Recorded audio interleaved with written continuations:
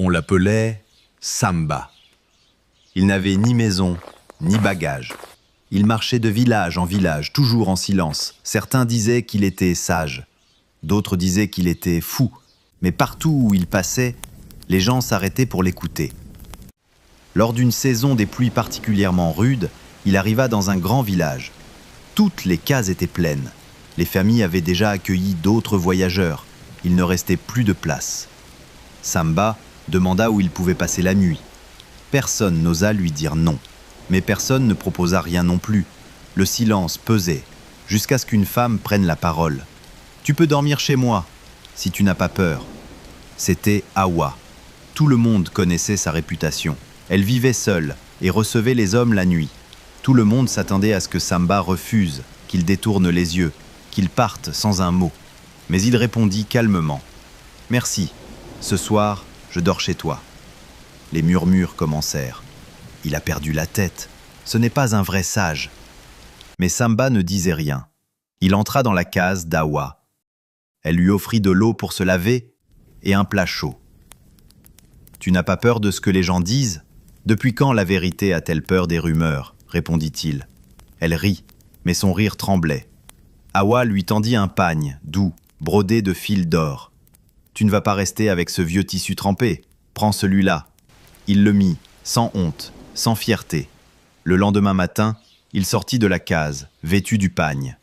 Les murmures enflèrent. Il s'habille comme ses clients, il est tombé. Mais Samba resta silencieux. Il salua le soleil, puis s'assit sous un arbre.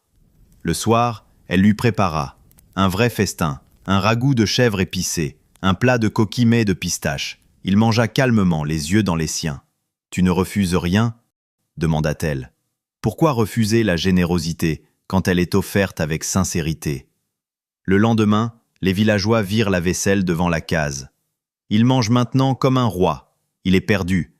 Le jour suivant, elle dansa, non par habitude, mais pour le troubler.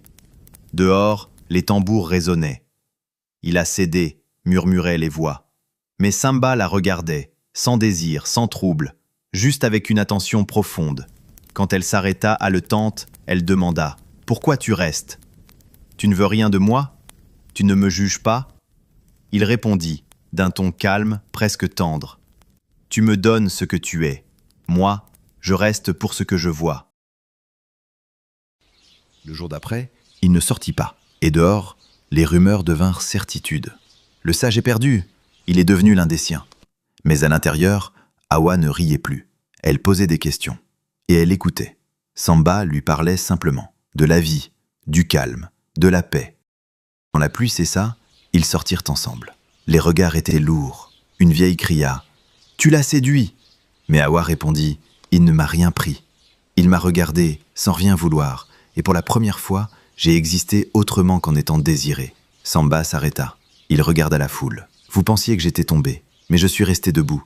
Ce n'est pas moi qui ai changé, c'est elle. La vérité ne fuit pas l'ombre. Elle y entre, et elle y allume une lampe. » Et Samba reprit la route, comme il était venu. Le pas léger, l'âme tranquille. Si son histoire vous a touché, laissez un like, partagez-la et abonnez-vous.